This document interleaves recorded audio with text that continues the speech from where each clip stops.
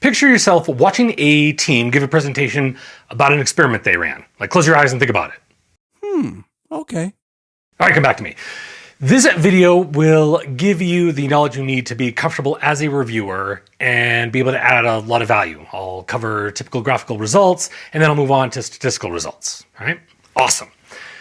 First, however, let's have a somewhat brief chat about practical significance and statistical significance. Practical significance is pretty straightforward. It's the real world importance of the effect, of whatever effect you might be seeing in the experiment. If a factor is statistically shown to have an effect on whatever important thing you're measuring, it doesn't matter if the effect isn't large enough to have a practical impact. Right? For example, say we statistically showed that raising the oven temperature by 1 degree makes the cookies we're baking a tad bit darker. If it's still in the range of golden brown color we want, then it doesn't matter, right? Now, you might recall I used this same example when talking about sample size in a previous video. It's the same topic, really. That difference to detect in sample size determination is before the experiment, and practical significance is after. But both are talking about how much of a change is important in the actual application, the actual use case. Unlike practical significance, statistical significance is not at all straightforward. And it's not because the topic is inherently challenging. It's because we humans made it more confusing than it needs to be. So confusing, in fact, that some leading statisticians argue we should just stop using the phrase statistically significant entirely. It's a bit of a convoluted mess, but I am going to streamline it for you. And as a reminder, when I say effect, I'm talking about the impact a factor has on a response. What we'd like statistical significance to mean, what it technically means, and what people use it to mean are three different things. What we'd like it to mean is the effect we saw was real and it didn't randomly happen. That's what we'd like it to mean. It technically means, and you don't have to remember this, the likelihood of getting the result as at least as extreme as the observed effect, assuming it was random chance. And most people really just use it to mean the p-value is less than 0.05. I'll get to what p-values are a little bit later. I'll avoid opening a statistical can of worms and say this, and this, by the way, is your main takeaway for this part of the video. If there's a reasonable explanation for whatever effect you saw, ideally based on established science, then the difference in those three definitions I just went over probably doesn't matter. So for example, there's science behind a higher oven temperature making the cookies darker, right? So no problem if we saw that effect. If you, however, got results suggesting which oven mitts you used impacted the cookie color,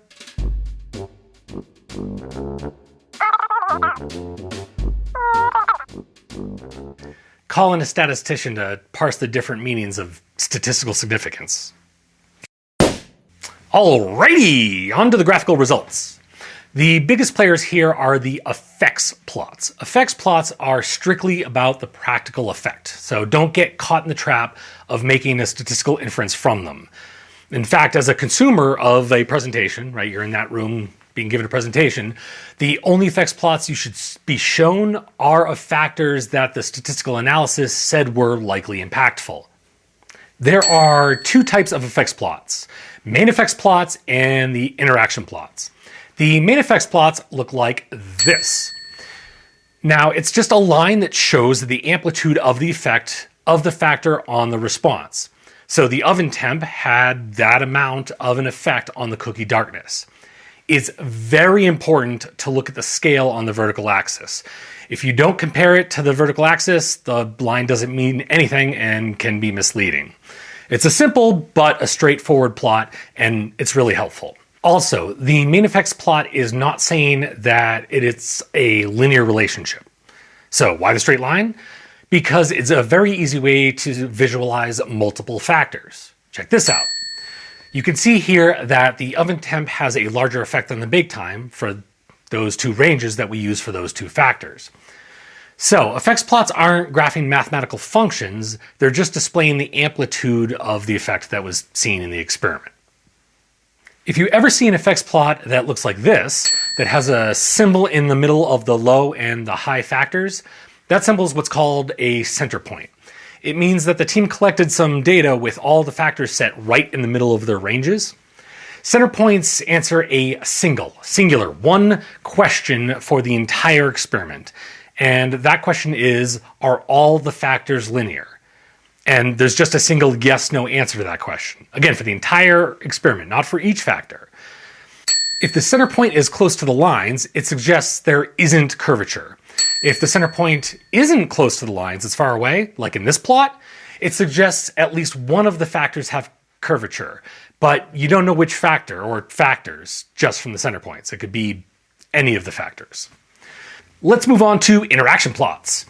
If you forget what interactions are, I went over them at the very beginning of this course in that first video, but as a reminder, interacting factors affect each other's impact on the response. So for example, the length and width of a rectangle interact for the rectangle's area, right? If you change the length, it'll impact how much the width impacts the area.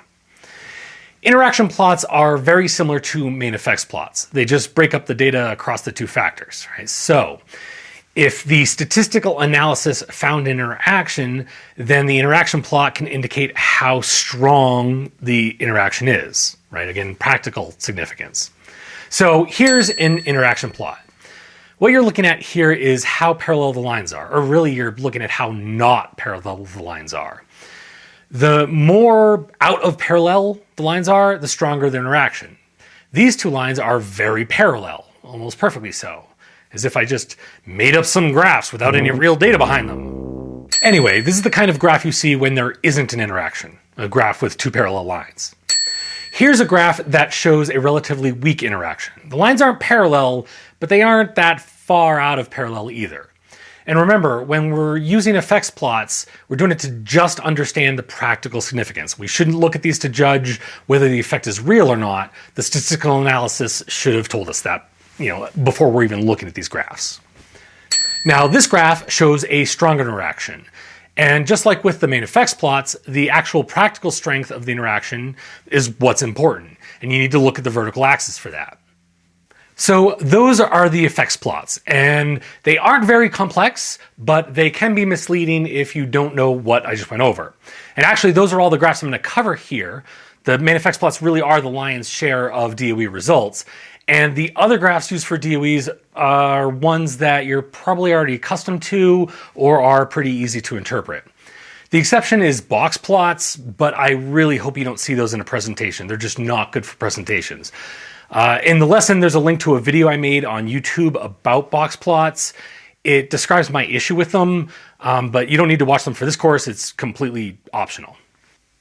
Now it's time for statistical results. And I won't actually spend too much time on this because the team should do the statistical analysis and use that as the filter for what you see, right? So you shouldn't be doing it and having to dig too much into the weeds. It should be a filter for basically what main effects come to you. But just in case you see it one way or another, this is an ANOVA table. I know it's not the prettiest thing in the world. ANOVA stands for Analysis of Variance, and it's the main statistical test used in design of experiments. So this table is the main statistical output of DOEs, right? So the main effects plots are the main graphical output, and the ANOVA table is the main statistical output. So now we're circling back to earlier when I was talking about statistical significance. The last column in the ANOVA table contains the p-values I mentioned. Each factor has a p-value, and interactions and curvature may also be on the table and have their own p-values, depending on the structure of the experimental design. Side note, if you see an ANOVA table that doesn't have all the factors in it, it's possible the analyst took out some factors that weren't very impactful, so it would strengthen the rest of the analysis.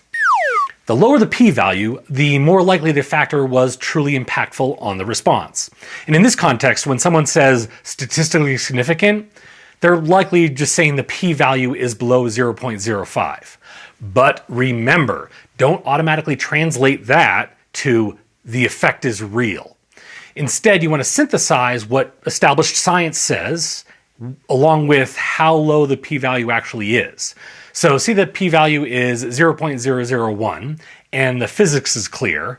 the effect is almost certainly real, right? But if the p-value was right around 0.05 and you don't really have a good explanation of what's going on there, then it's much muddier. It'll take some follow-up empirical work to clear it up.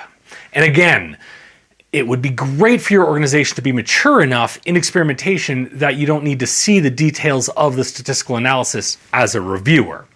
But in case you aren't there yet, I use this last couple of minutes just really to make sure that you're equipped with that knowledge.